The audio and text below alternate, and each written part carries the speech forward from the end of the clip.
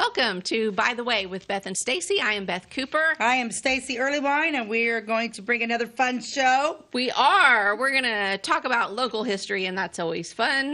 Well, that's what we love, isn't it? It is. I love local history. Well, I love all history. Don't you? I mean, I love all history, too. Do you? Yeah, I'm a big fan of history. It was like the only subject I really liked in school. Yeah. I mean, I like political science because I'm a politic person. I like to mess with politics. Yeah. But I liked history. I love to go to museums too. Do you? Yes and no. But if there's a lot of reading involved, I'm not into it. Oh. Yeah. You don't like to read your way through it? No. Yeah, I do. I could just read the whole day. Like I could spend an entire day, maybe an entire week in the Field Museum in Chicago. Have you been to that one? I have been to it. My favorite. Yeah, I can whip through that thing in about 30 minutes.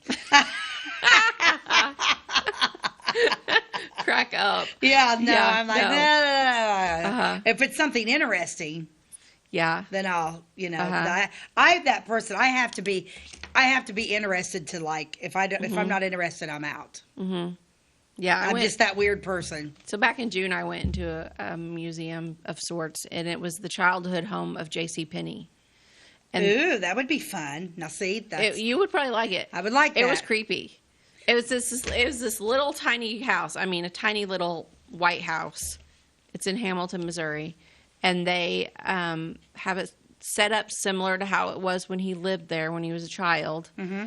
And when I walked through, there was this one lamp, and there's no one in there. It's just open to the public. They're just taking your word. So it's full of antiques? It's full of stuff. That's what I would love, yeah. And I'm sure it's all on camera, and they have a video that plays. No one can walk off with it. Did you say that for my benefit? No, just for the benefit of the... What if there's a thief watching right now, No, not for your benefit. You'd never take anything. But if someone wanted to, I'm sure that you would not be able to. That's not my point. Okay. But my point is... that it was a cool old house, and it was set up like he actually lived there, but there was no attendant, no one in there, but just a video that played that talked about the life of J.C. Penney. Mm-hmm. But then when you walk through his kitchen area, there was this old style lamp on one of the tables, and it kept going zzz, and the lights were flickering. When I walked through it twice. I went in and went to the back of the house, and I had to walk back by it to get out of the house, and it did it twice while I was in that room. And I don't think it was the movement of the footsteps. It was you. I don't know what it was, but my daughter had been in there earlier at a different time than me, and I think my mom went in there too, and I asked both of them, did you have that lamp flicker? Neither of them experienced the lamp, so I don't know what that was or who that was. I'm going to go with J.C. Penney's trying to send me a message 30% off on Saturday. Yeah. No, I don't know. That would be awesome. Yeah, I don't know what that was about. See, now I would like that. Mm-hmm. Because when John Baylor and I went into the jailhouse a few weeks ago, I loved that. That was awesome. Yeah. Yeah, but I'm not going to walk up to a big, woolly mammoth and read about the history of the woolly mammoth or something like that. Okay. Yeah, no, I'm not. Mm-hmm. It's got to really catch me. I'm a visual, not a I'm visual. I'm this, I'm colors and movement. Mm-hmm. Yeah, that's difficult for me. Yeah. Yeah. I like about any kind of museum. I can get lost in there and just... Really? Mm-hmm. Now, have you been to that, what is the City Museum over in St. Over in St. Louis? I don't know why they even call that a museum, because... It's not. It's a playhouse. It's a playground. Mm. A really cool one. And I am Mom of the Year. Do you want to know how I do the City Museum and have for the past 18 years? I can only imagine. A lot of people go in there I can't let my kid out of my sight because there's all these helicopter moms these days, which I am not. I'm I'm going to be up in the cafe with the large pizza that is the wood-fired. They have the wood-fired pizza there. I'll be I'm going to be up there with my pizza and my book. And go be free. Yeah, you go have fun. And, don't leave the building unless you go on the roof. Right, you can go on the roof and play. Yeah. But just have fun and check in with me every so often. And my kids are okay, and off they go. They did that even when they were little. I did it twice. So, yeah. One time I was a chaperone for Connor's 3rd or 4th grade. What were you thinking? Well, because I chaperoned everything. Oh, it was a nightmare because I had 3 little girls and 3 little boys. Oh, my And I gosh. could tell you stories about that. It was crazy. And then Mac wanted to go because they didn't do the City Museum when Mac was younger. Mm-hmm. And so then for Mac or one of the boys' birthday, probably Mac's, we took a bunch of kids over. And at that time, like on the 5th or 6th floor, was that big old rummage sale, just old Yeah, clothes. they don't have that anymore. They don't. And Jim and I was like, here, boys, don't leave the building, be free. And Jim and I literally spent the entire time. We got about a bunch. That one really old wedding dress I have came from there. And then we went, and then I'm like, I just want to go in there. I'll pay to go in, just go through that. Right, so for the viewers that are watching that don't know what we're talking about, the City Museum is in St. Louis, Missouri. It is this huge, like 10-story building that was probably at one time a factory or a warehouse or something, and they've turned it into sort of like a playground of sorts, and each section has like different tunnels you can go through. There's caves, there's lots of artwork. It's very interactive. There's like these wire mesh cages that kids can climb through and go along the ceiling, and your kids are everywhere in the building. There's a 10-story slide. Yes. There's a 5-story slide, and these slides just look like a hole in the ground, and then you just kind of step into them and off you go 10 stories down. I can't even imagine what their insurance is. No, I can't imagine either, but it's unreal. Like your kid may go down a well, and so real quick funny story. So I'm there with Connor. Okay, so I'm there with Connor and his friends, and there's this well, like a water well. And the boys are looking in there. Of course, the girls are like, no, not doing it. The boys are looking in there, and a janitor comes by.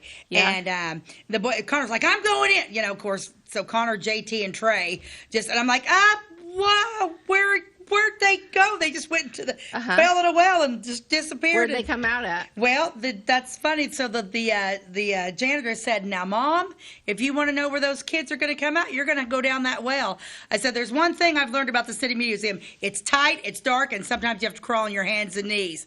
I don't do any of that stuff. Yeah, a lot of people wear knee pads when they go. Yeah, didn't know that. So I'm like, oh, my God, so literally, I am not lying. So we're in one room in the well. This little gentleman walks me and the 3 girls to a totally different part of the museum. And there was a hole in the floor about this big. I said, where are they coming? He said, they're going to come out through that hole. And I went, you're kidding me. And he said, no, they're going to come out through that hole. And I said, I have to ask you a question. I said, what part of you, when you told me to go down that well, what part of you thought this body could come out of that little hole? And he just laughed. He said, oh, Mom, you would have made it. And I went, yeah, that hole, it was no bigger than that stool, Beth. Yeah, there's holes in there I could never fit through. Oh, my Lanta. Walls, they're going through the walls. And there was a little girl that got stuck in something while I was there the last time, and Silas had to crawl through, and then he grabbed her foot or hand and kind of had to like help her squeeze through. That's happened with me and the 3 boys and the little girls. They're in this wall, and I can hear them walking in the wall. Of course, here comes Connor, Trey Tolliver, and JT Lewis. Boom, boom, boom. And the girls are still in the wall when we first got there. And I'm like, boys, just wait a minute. Let me get the girls out. And I'm like, Connor, go back in and get her, So he goes back in, and I can hear them, Beth. And I'm like, okay, he's on his way. And I'm like, kind of hitting the wall. It's me, Stacey, And I could hear Connor coming through. And we're talking they're 3rd graders, right? They're coming back through, and my Connor's like going, I keep talking, and she's like, Connor, I'm over here. He's like, I'm getting closer. And he said, I can't remember what her name was. It was one of the Jennings girls. He said, it's me, Connor. I'm reaching my hand out. Don't hit me.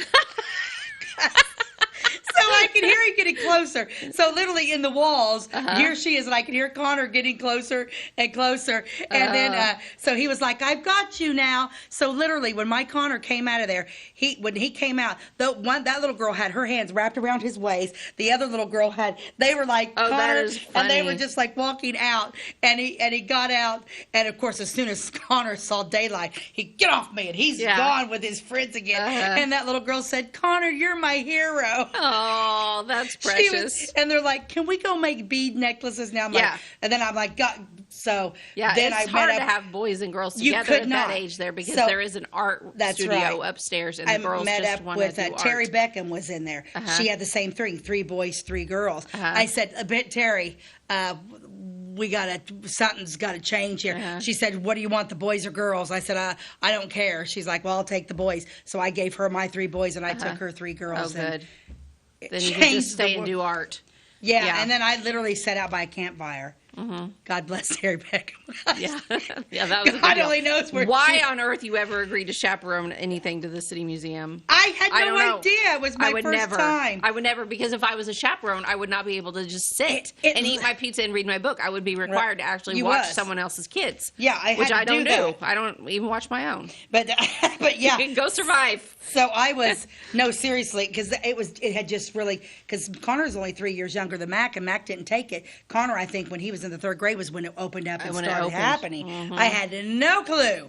But then I loved the girls, and I sat out, they sat in there, and I sat out there and drank some coffee or whatever and sat by a campfire. It was great. Yeah. Good for you. Then I took the boys later and just said, run, be free. Well, it's funny how we can go from talking about history to a whole conversation. I don't know, but let's kick off the show with our ad. What do we got today? We always look at an old ad from... I found an old 7-Up ad. And I loved it just because they're making root beer floats, but these are like 7-Up floats. Who knew you could do that? I did. You did? Yeah. You like it. It likes you. Fresh up with 7-Up. 7-Up with ice cream. What a cool combination for a summer afternoon. What a treat for the whole family. Yes, friendly, lively. 7-Up is the all-American drink. So pure, so good, so wholesome for everyone. Fresh up, often with crystal clear, sparkling 7-Up. You like it? I had no idea. You didn't?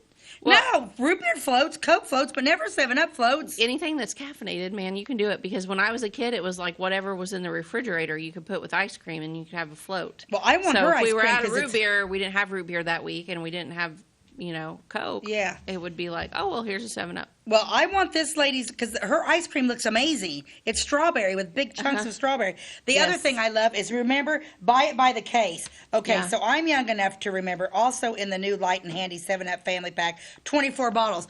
I also remember as a child... the glass bottles? The glass bottles. Yeah. Buying Cokes like that. Me too. I'm not that old. I mean, I'm not that young. Young, yeah. I'm old enough to remember that. And it was heavy. But yeah, I gotta tell. So I gotta tell you another quick story because we got just sick. Long story short, I'm in the grocery store with my mom. We're at Andy's Market on South Main Street, and my mom's pushing the cart. I'm standing on the end of the cart. There's all those glass bottles in there of Coke, right? My mom says, "Stacey, get off the end of the cart." I'm like, okay, but do I do it? No. My mom lets go of the cart. I tip the cart. All 24 bottles of my mom's soda falls and breaks all over Andy's Market. And Andy was like, "Stacey, early wine, you're trouble." Oh, my mom was furious. I told you to get off that. My mom was little, but she was mighty, and you didn't want to make mom mad, and I did. I'll never forget that story at Andy's Market for as long as I live. Oh, I have a funny story that's similar to that. I can tell when we come back. I want to hear that story when we come back from commercial. We'll be right back. At your locally owned Napa Auto Parts stores in Flora and Louisville, you can count on experts to have the solutions to keep you running on the road or in the field. More than just your car, the Napa Auto Parts stores in Flora and Louisville carry a large inventory of Napa products for farms, heavy trucks, and just about everything that moves. Experienced associates understand your needs and are ready to help with the perfect part at a great value. That's Napa Know-How at your locally owned Napa Auto Parts stores in Flora and Louisville. Briscoe Surplus Sales on the northeast edge of Flora is your one-stop do-it-all shop. Looking for rugged boots and footwear from great brands like Lacrosse, Rocky, and Carolina? They're there. How about top-notch small engine parts and service? Briscoe Surplus Sales has it. Whether you're wiring your switches or switching your wiring, Briscoe Surplus Sales has the solution and the know-how to help you get the job done right the first time. Briscoe Surplus Sales, your one-stop do-it-all shop. We like technology at Flora Savings Bank. Here's what you can accomplish in our mobile banking app in less than 30 seconds. See account balances in your transactions, set up an account alert, make a transfer between accounts, get an alert text message about your transfer, pay a bill, turn your debit card off and then back on. It all happens in the palm of your hand with our free My Bank to Go app. Search My Bank to Go in the App Store or Google Play and give mobile banking a try. Flora Savings Bank, member FDIC and equal housing lender.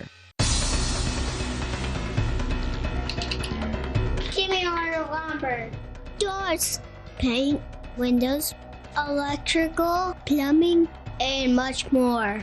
Oh yeah, give me all your guns too. John Lucas. What? You better be dreaming about all the stuff we sell here at Zink Building Center. Oh, I would. St. Building Center in Louisville on Route 45. It's a cool place. Welcome back to By the Way with Beth and Stacey. Stacey was just telling me a funny story about her dumping over a bunch of 7-Up in Andy's Market. Andy's Market, in the glass bottles, which made me think about this time that I was in Flora Walmart, and I was already an adult, but I had kids, and I was driving one of those semi-truck / carts.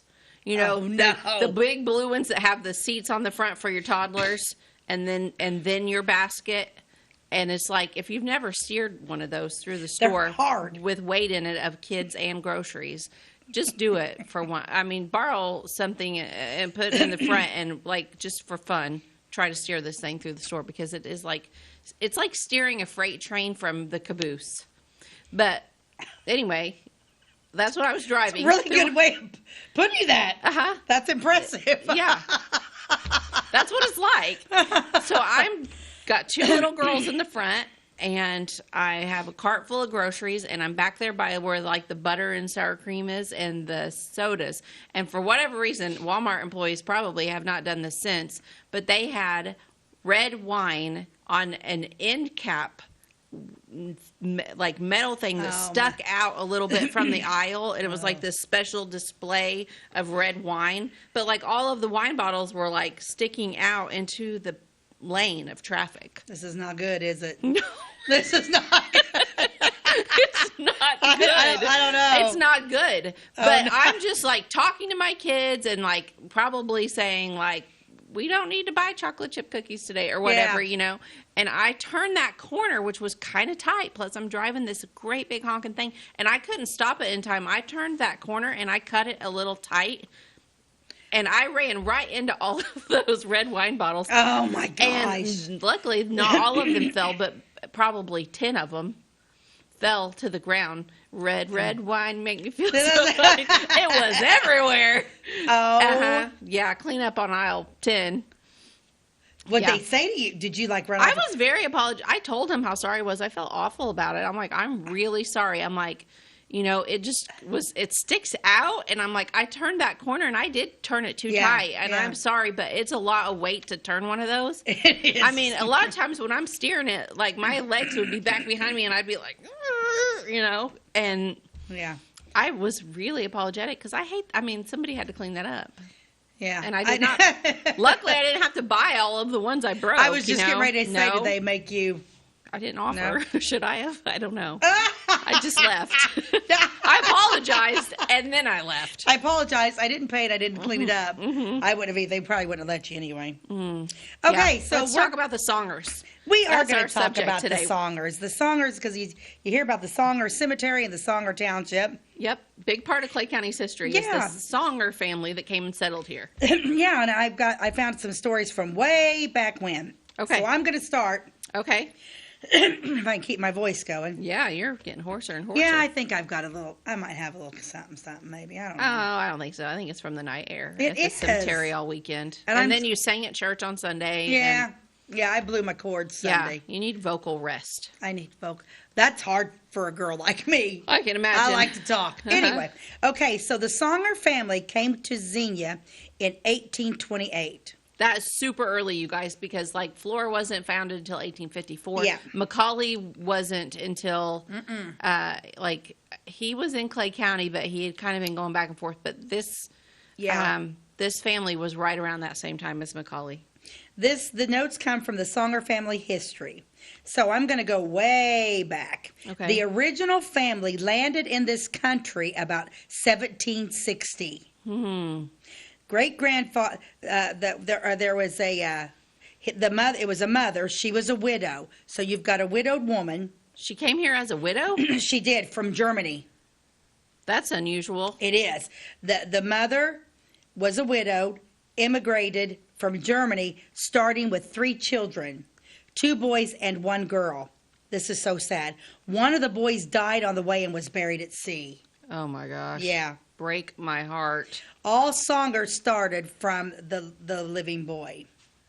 It looks like they landed in Norfolk, Virginia. And the one who has survived had a son named... What was the one that survived? Peter Songer. Okay, and then he had a son. Mm-hmm. Yeah. Okay, and what was his name? Abraham. Oh, he's the Abraham. Mm-hmm. Okay. Yes. Okay. La la la la la la la la la. I wonder if the mother ever remarried. Peter Songer was born in 1750, and they came to the family. So they landed in the country. He was 10 when he was here. Mm-hmm. Okay. Okay. La la la la la. The Songers, they landed. That they were believed to be. They were in the Pennsylvania area. They were considered to be Pennsylvania Dutch.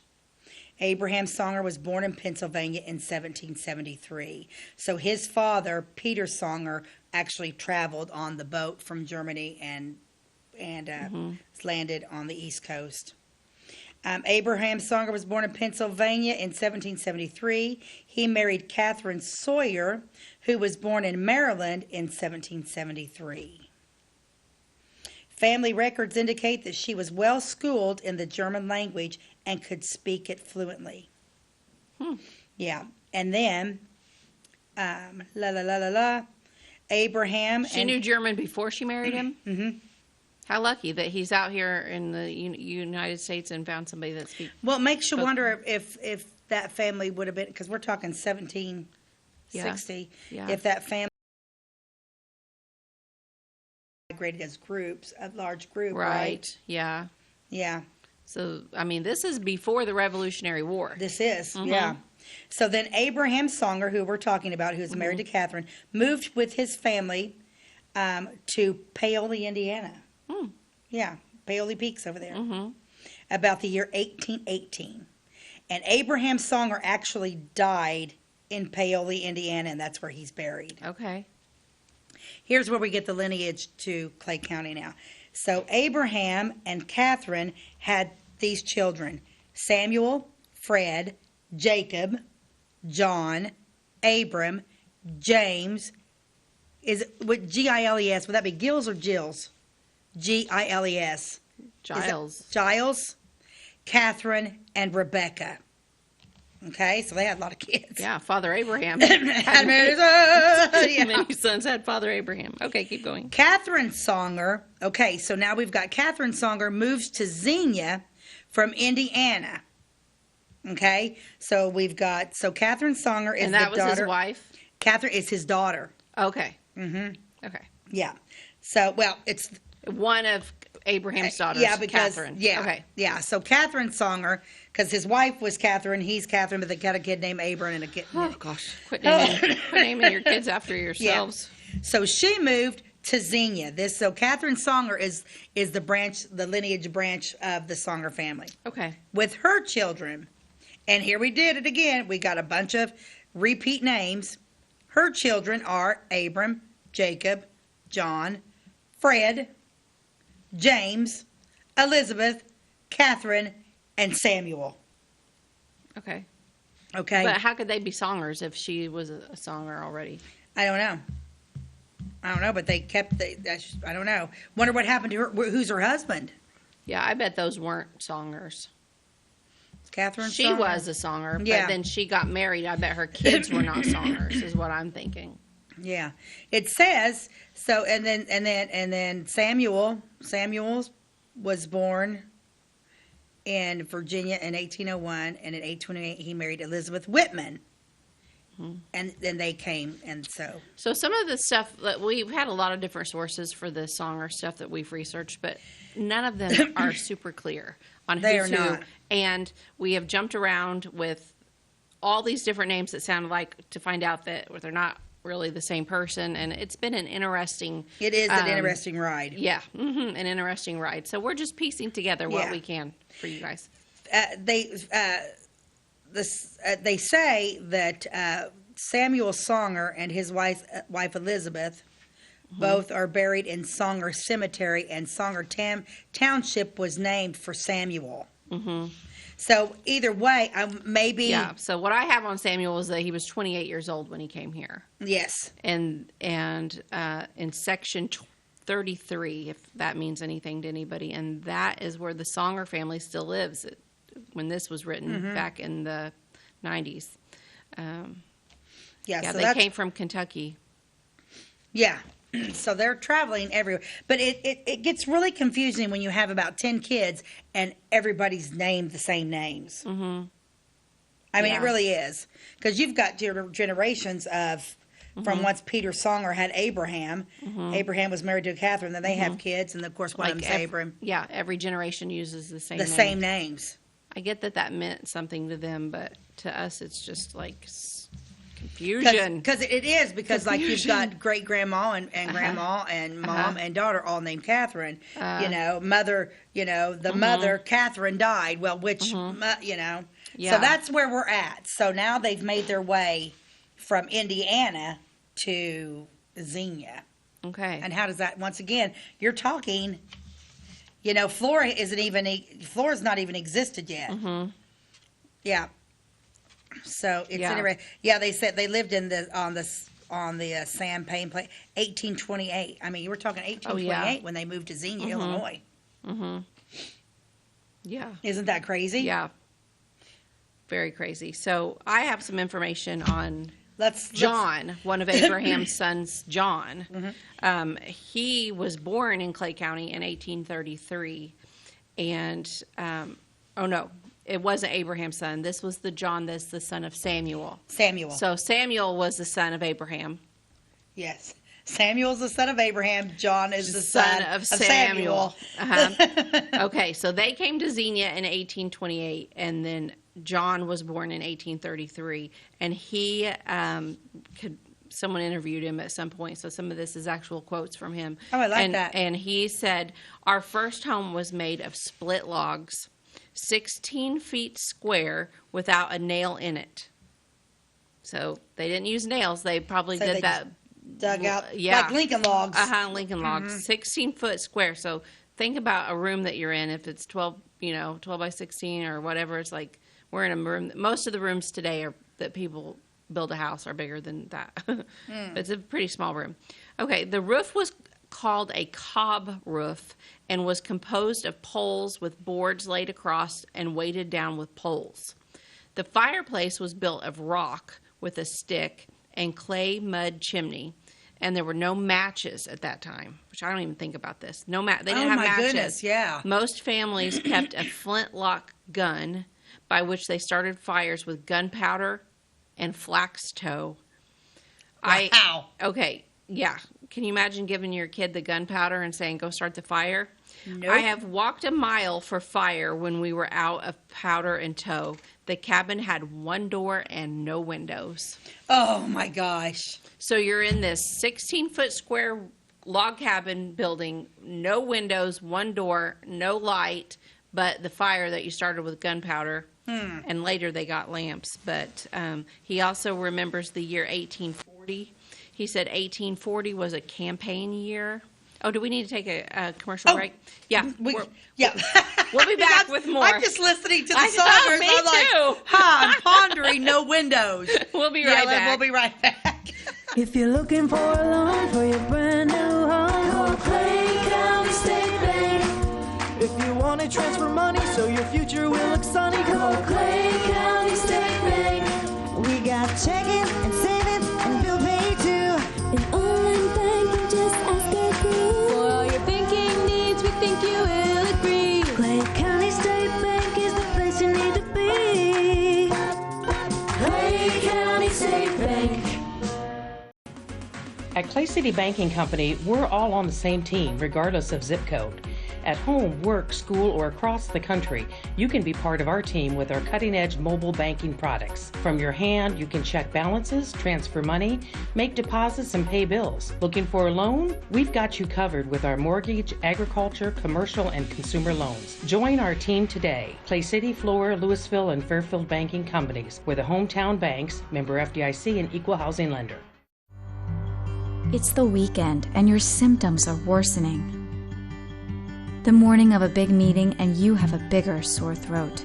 Ever experienced that urgency after picking up your sick child and your community health center has already closed? You will be able to connect to a provider at crhpc.org. Even if you have never been to CRHPC, you are welcome to utilize our services. Feel better after scheduling a video visit with CRHPC. Tomorrow, Some fear the uncertainty it brings. Some trust the promise it holds. At Grinnell Mutual, we are always looking forward to tomorrow, growing and innovating. So even if the plans you have for the future aren't the same as the plans that the future holds for you, you can be ready. Because we'll be ready, like we have been for over 100 years. Trust in that. Trust in tomorrow. Talk to your mutual agent today. Your local agent is on the square. Louisville, Clay County Farmers Mutual Insurance.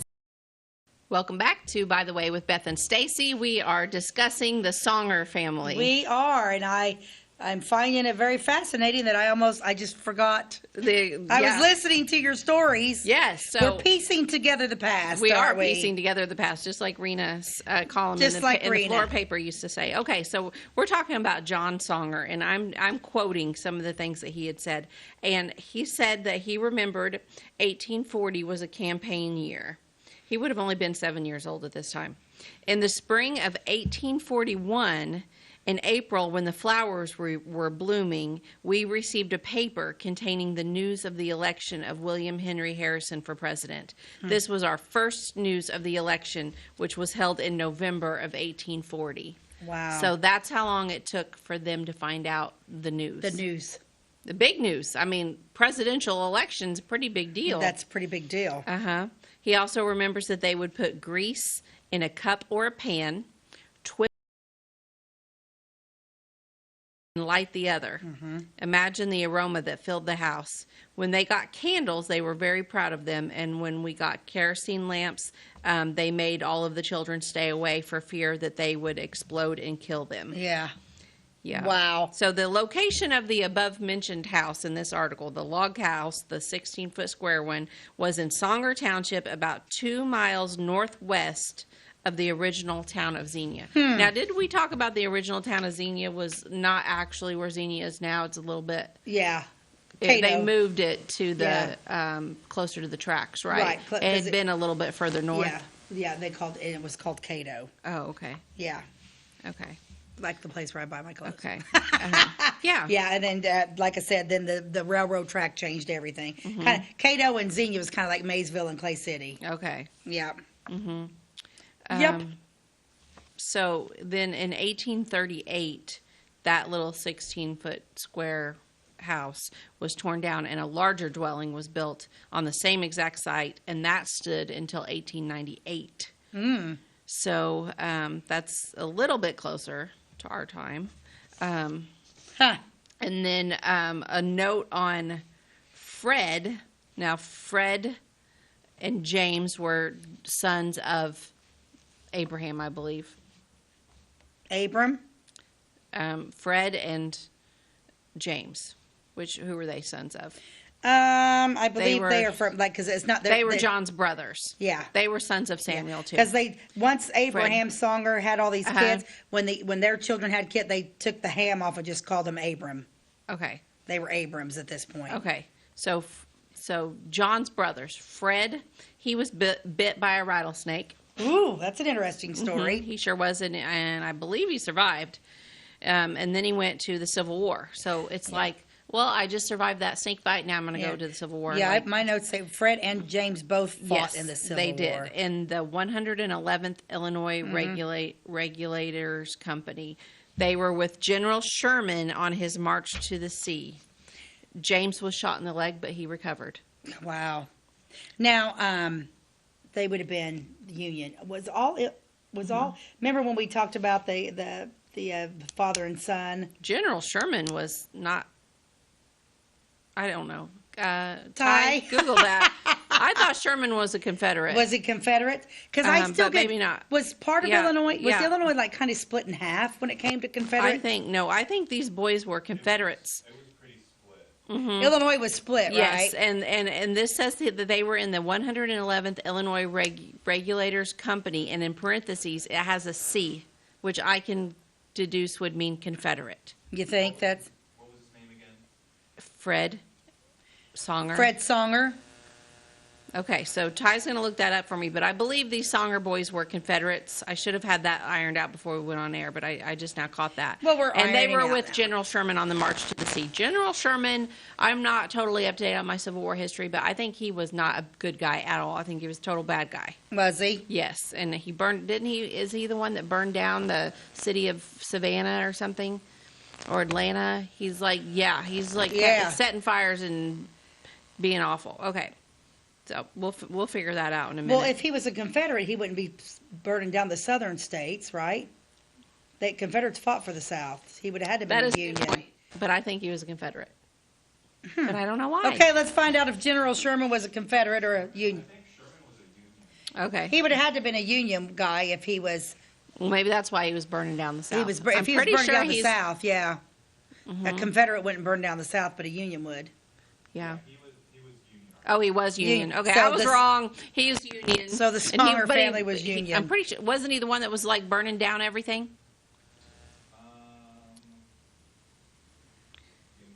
So I don't know what the C. I don't know what the C stood for in their military stuff, but I guess maybe they were Union. So yeah, they were that's Union good. soldiers. I like them better if they're Union. Okay. All right. So Songer Township. Let me see if I had anything else on. That's so funny. Oh, the very first wedding here. What? Guess who it was? A Songer. Oh, who? The first wedding in Xenia? In the community. In the community. It says. And that was in 1833. A man by the name of William George moved here, and he married Miss Elizabeth Songer.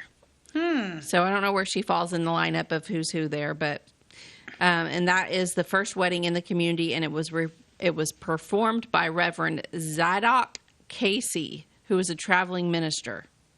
Wow. Zadok.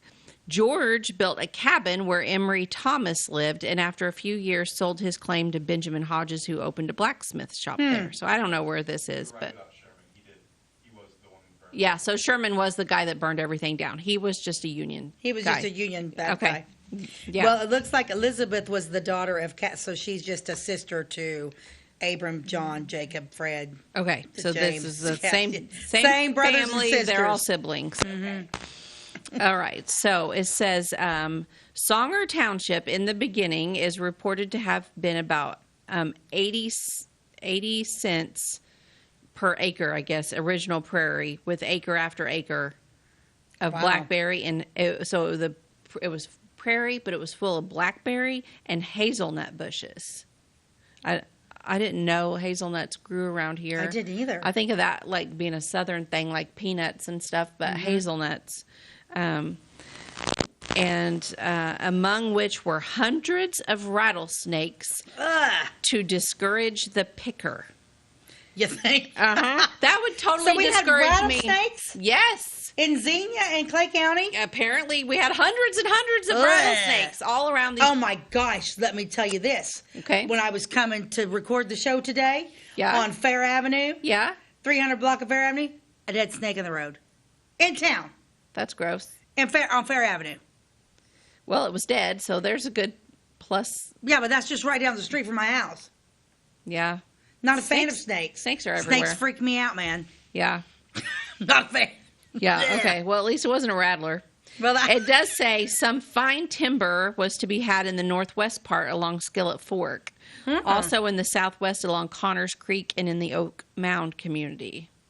Upon the prairie was growing the tall vegetation known as prairie grass. In the fall, it got as high as 6 feet. Jeez, Louise. Can you imagine having this? I mean, it would be so hard to go anywhere because wherever you went was this 6 foot tall grass that was very thick and coarse, not like just this pretty little curtain you pushed your way through. It wasn't like that. I can't even fathom it. Why anybody be like, I think I'm going to just cut all that grass down and see what happens. Yeah. I don't even like my yard when it gets. It says in a dry time it could burn as fast as a horse could run. Oh, man. If the fire was driven by wind. Wow. So, and I do think at some point Xenia caught on fire from one of those prairie fires. I have something on that here in a minute. I have something about that too. Somewhere in my little handy dandy Xenia book. During a wet season, the water refused to run off except for a trickle from a million places to constantly feed the creeks all summer long. In those days, the water table was high, and the numerous springs gushed forth constantly, sweet, fresh water, which has long since ceased to flow. Maybe people stopped here because of the water. We had the spring. We had good water. Yeah, we had good spring water underneath Clay County. Yeah, I think so. I mean, water was important, so that might have been what. How would you stopped. know? I guess you'd see the. I read the darndest thing the other day about these people called water witches or something. Have you heard witching water? I've heard about that, but refresh me, please. Well, I don't know a lot about it, but they would have this like metal, I think it was metal, like almost like coat hangers that they formed into some kind of triangle, and then they would walk around with it above the ground, and apparently it vibrated at a certain way whenever you got like to a spot where there was water. Fun. And so then that is how like our forefathers and all the people that settled before here knew where to drill for wells. Because well, there has to be something to it. Like, how did they know where to drill a well? Because, like, you have this whole big backyard, and you drill here, drill here. You don't have yards that are just full of holes. I mean, they drilled, and they nailed it. They found water. But how do you know that without, like, nowadays we have technology that could probably tell us. But back then, they had these. They're still around, too. Yeah, there's people that are still doing it. And they still call themselves water witches? Water witching or something like that. And a lot of people are skeptical, and they're like, that's just wives' tales. That's not really true. It's just luck or whatever. I kind of feel like there's something to it, because I feel like there's got to be a pull of the earth or something. It's some kind of magnetic or something, and I feel I just feel like sometimes God put things like that in place to help us. So. Well, can you imagine if you were in Salem and they're like, oh, look at this witch made this thing and she found water. Thanks for finding water. Now we're going to burn you at the stake. No kidding. I wonder. Hopefully they didn't call it water witching back then. Back then it was probably weird, like they were probably widely respected people. It sounds like they call it water witching back then. Even really, back in the day. Yeah, because it would be a weird. Yeah, because it probably makes you look a little crazy. And Yeah. you're just walking around and you're like, oh, I feel a weird vibration. Dig here. There's water. Yeah. It's 500 feet down there, but keep going. That is Probably not crazy. 500 feet, but 20 feet. I don't know how deep a well is. Yeah, I don't know either. I don't know. Okay. I don't even know where we're at. I don't know, but we're talking about, okay, now I'm going to talk about the wild game. This is another big, when they settled Songer Township, there was nothing but prairie here, and it was full of these rattlesnakes, blackberry bushes, hazelnuts, but also wild game was abundant. And as early comers called it, thousands of deer and buffalo and quail and prairie chickens by the millions. Prairie chickens? Prairie chickens by the millions. Are like prairie chickens different than regular chickens? The regular chickens live in town, and prairie chickens live on the prairie. Oh, no. So you got your city chickens and your country chickens. Actually, I should write a children's book about that. You do, but we need to take a commercial break. Oh, my gosh. Okay. Take a commercial break. I think that's a really good... Let's do that, and then we can... Make money. We'll be back. Do you bowl like this? That's great. Do you bowl like this?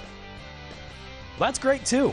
That's because whether you're a pro or you just want to have a lot of fun, at Pegel's Silver Dollar Lanes, we have a lane for you. We have galaxy bowling, gaming for kids and adults, Joe's Pizza, a full bar, darts, pool, and fresh and clean bowling shoes.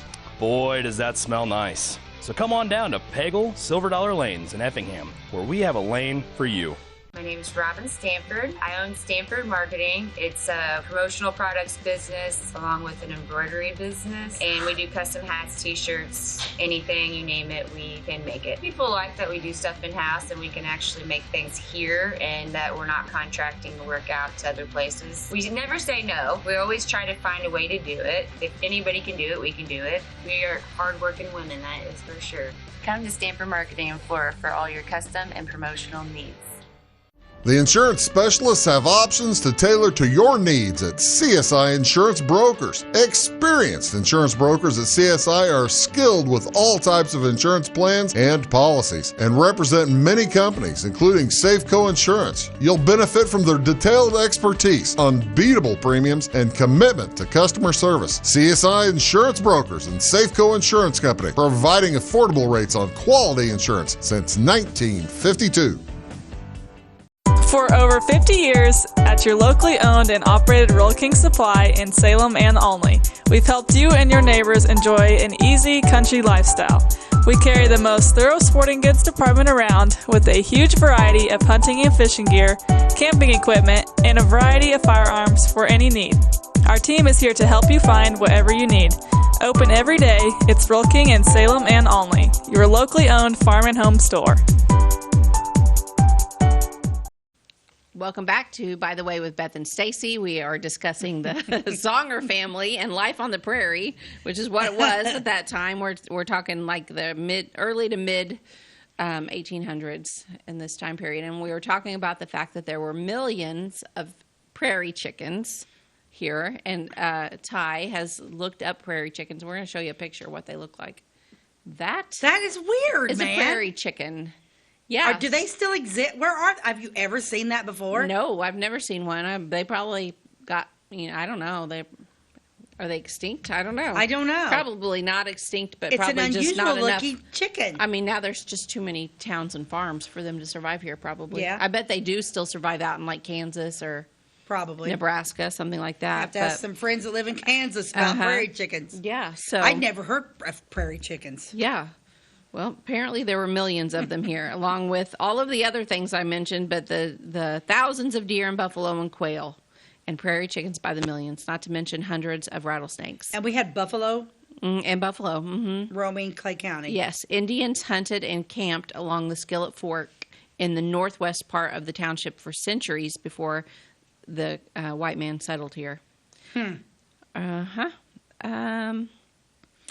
Let's see what else I have on Songer here. Oh, this is a little side story about one of their neighbors that was there, but it's interesting. Okay. The first white man to set foot in Songer Township was William Lewis, and he was a longtime hunter like Daniel Boone, Davy Crockett, who would go into the wilderness and be gone for months at a time, trapping, shooting, and skinning every fur-bearing animal in sight. So Lewis had camped near the present site of Xenia in 1818, and he found the game to be so plentiful that he decided to stay. He built a permanent dwelling on the old Buffalo Trail where Harry Henson lived, I don't know where that is, and hunted far and wide. And the big tall hunter was a familiar sight on the prairies and the creeks of Songer, with the bay of the hound and the crack of a long rifle as tools of the trade and the mark of a commercial hunter. But here's the interesting part. He's the only man on record to have ever killed a bear in Clay County. Really? He died near Bible Grove in 1844. Killed a bear right here Killed a bear in Clay County. Mm-hmm. Huh. Yep. So add that to the list of animals we didn't know we had. I had no idea. Yep. I'm glad we did this show on the Songers because they're revealing all sorts of stuff. Yep. Mm-hmm. So Songer was not settled as quickly as some of the other townships in Clay County, and the reason for that is the early farmers had no way to bust up the prairie sod. So that prairie sod with the roots of that grass and the thick sod, it was hard to plow it, farm it. In fact, it was easier to clear the trees away to gain farmland than it was to break up the sod and manipulate a successful drainage system. So it was easier to just cut down trees and farm in a previously forested area than it was to farm the prairie. Well, if you take into consideration, geez, every time you pull a weed, they'd come back. Oh yeah, and they had. I mean, they were farming with their with nothing, their really, oxen and their hands and their. It would have been, gosh, that living like that would have been rough. Yeah. In 1835, there was less than a dozen dwellings in Songer Township. I want to go. Where is the cemetery? Are you going to touch a little bit on the cemetery? No. Where is that at? I'm not sure. But in 1828 is when the Songers moved in, and they are the ones from which the township gets their name. So not this Lewis, although he was actually here before them. Right. He didn't. I think he kind of was a loner. It sounds like kind of did his own thing. I don't think he was really here to settle and start churches and start families and start a community. He was just living his life out in the woods by himself. I don't really think that he really wanted to, be the one in charge of anything. So. Okay. Wow. Now what you got for me? Okay, well, I'm looking. Yeah, that's quite interesting that I didn't realize we had all those I knew we had rattlesnakes down in the southern part, down in the Garden of the Gods, but I had no idea we had them here. Ugh. Yeah. Okay. So now we're gonna fast forward a little bit up until like the 1840s, 1850s. It was free range by all of the farmers in Songer Township. So that meant if you had cattle or pigs or whatever, it was just free range. Like no one had fences. So your animals were out there amongst everyone. How'd they keep them straight? Well, they branded them. In most cases, their livestock was branded. And however, they could be taken up if they were on the wrong property or private property. So like if like your cow wandered over and was on my land and you weren't doing anything with it, I think I could just claim it and like take it up. Really? But then this is where the court system had to get started at in Songer Township. Like you could take it up and then you had to put it in the paper, a legal publication, I guess, that you were taking it. And then if no one came and like argued that with you, then it was yours. Huh. If and we still kind of do that with like wills and stuff now. If somebody doesn't have a will, they still do that. But there were dozens of accounts on file, mostly from the court of a man named Uriah Martin. He was the justice of the peace at Xenia from 1857 to 1860. And at that time, Songer was still a part of Xenia. The thing about Songer Township, the lines have been redrawn a few times. So there was times where Xenia was its own Xenia Township, and then other times when it was part of Songer Township. But anyway, there was lots of disputes about cows on whose was whose, and that is why they had to have this justice of the peace that was constantly. I mean, you would think he would be like, guys, I got something better to do with my time. Like, why are you constantly arguing over whose cow this is? Yeah. I guess they just didn't maybe have the means or the time to build fences. Yeah, but a cow would be huge for your survival. Yeah. I mean, you're talking, a cow would be. And if there were bears out there, and I know there were wolves at some points going through, I don't know in this time period, but why would you just let your cow go? Wonder when they started building fences then. I don't know, but I think they needed to now.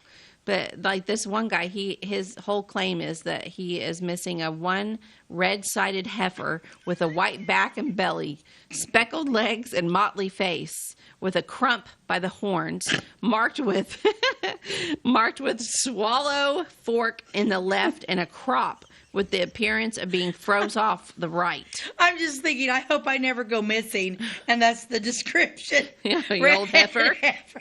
You old heifer. Her tail is nearly all white, and she's supposed to be 1 year old, and appraised to $7 by Albert Blackburn. $7? Yeah. Wow. She's worth $7. Anyway, there was a dispute over whose cow that was. Whose cow she was. Mm-hmm. But that was in the court. This guy kept really good documents of what was going on in his court. That was all in Songer Township. And then in 1848, the first disaster hit the community in the form of a huge prairie fire.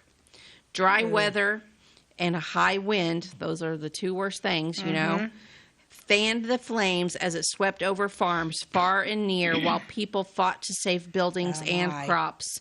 Joseph had worked for 2 years splitting rails, and 10,000 of them went up in flames that day.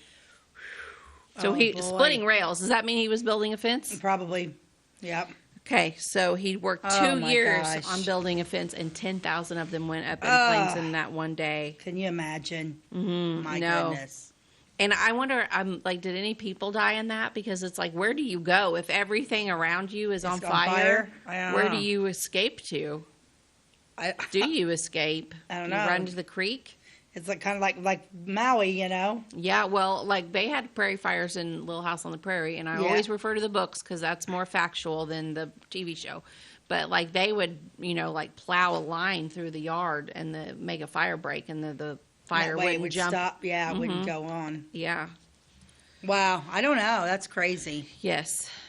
Definitely. Lose everything, and my gosh, it's not like, oh man, they worked hard. I can't even imagine what. I don't know. So back then they had horse-driven threshing machines in Songer Township. And then after the Civil War, grain prices went sky high.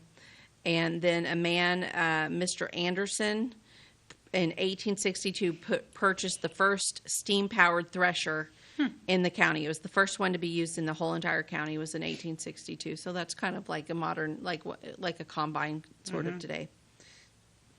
Up till then, steam had been used in milling only, making its advent in 1852. So, yep. So it says the engine and the thresher had to be pulled from place to place with horses, but the speed and power it had was the talk and wonder of the day as farmers came from near and far to see the wonder in action. Wow. Yeah, so that was, I mean, that was a big deal to those guys. Deal. I mean, to us, we think, gosh, that probably didn't really work that well compared to how our machinery works today. But that is a big improvement over what they did have before that even. Right. So they were very impressed. So anyway, that's really all that's interesting. That I have on the songers. But they were important to our county, and they, settled the entire section of our county and had a big family. Yeah, huge families. And they all just kind of took off from there and had their own families. And it would be interesting to see today, like, who in this area traces their lineage back to those songers. It would be interesting. Because I bet a lot of people do. Oh, I bet a lot of people do, too, because their families were so huge. But just the fact that a widow in the 1700s left Germany with 2 sons and a daughter. Yeah. And one son died, and all of Xenia's songers come from that one son, living son. That one man. That one man, Abraham Songer. Huh. That's interesting. Yeah. Yeah, you don't think about the 1700s, No, I start thinking about the 1700s, and my mind goes to Outlander. Oh, me too. I just went there, too. Outlander, yeah. And, I mean, you're talking pretty barbaric. Yeah, it's crazy. Yep. Well, let's end the show with a famous quote or a rule to live by. What do you got? Give us a good one. Okay. This is from, I don't know, Uta, UTA? Okay. Uta Hagen. We must overcome the notion that we must be regular. It robs you of the chance to be extraordinary and leads you to the mediocre. Do you understand that? Our brain mind. We must overcome the notion that we must be regular. Okay, so stop being regular. We don't need to be regular. It robs you of the chance to be extraordinary. It robs you of the chance to be extraordinary. And leads you to the mediocre. And leads you to the mediocre. Yeah, so you don't be regular, because regular leads you to be mediocre. Okay. We want to be extraordinary. Okay. I want to be extraordinary. I do too. Definitely. I want to be extraordinarily rich and buy Sailor Springs. Yes. And open up the springs and put my campground in. And build a hotel there. I just need a few $1 million. I don't know why nobody will give me that. I know, right? I bet it would take you more than a few million. I'd probably need like maybe you'd have to 40. You'd have to buy all the land there. That's a lot of land, and land's high right now. So buy all the land and then build your campground. I want to do my campground, open up the springs, build my campground, and I want to put cabins on it, not a hotel. Oh, okay. You don't want a big old grand hotel like there used to be? No, I don't want that. So I only need like $30 million. Okay. Well, that's not much. I think I could do it. You totally could do it. If you had the money, I have no doubt. I have no doubts in your ability to pull that off. I could pull that off, and then I would. And people would come from all over to camp here, and it would be beautiful. It'd be fun. Bring singers in, have the old banjos, bring Tom Greenwood in with his guitar and Matt Lovett, and just sit around and sing campfire songs. And, you would really attract a bluegrass crowd, for Heck sure. Yeah. Heck yeah. I'm on it. I just need $30 million. Yeah, so if any of you out there have $30 million or would like to invest in this, please email us at, by the way, with Beth and Stacey at gmail.com. It's a great little segue into our email. It is. We're also looking for stories on haunted houses in Clay County. Yeah. You can send those to us via email or reach out to us on Facebook. We're, by the way, with Beth and Stacey. Be sure to like and follow. As always, you can watch us on YouTube. Our channel is By the Way with Beth and Stacey, or you can catch us on Wabash Catch TV, channel 100, weekdays at 11 a.m. And we got to go, girl. Yeah, that's it. We're wrapping it up for today. So thanks for joining us. God bless you. Have a great day. Bye-bye.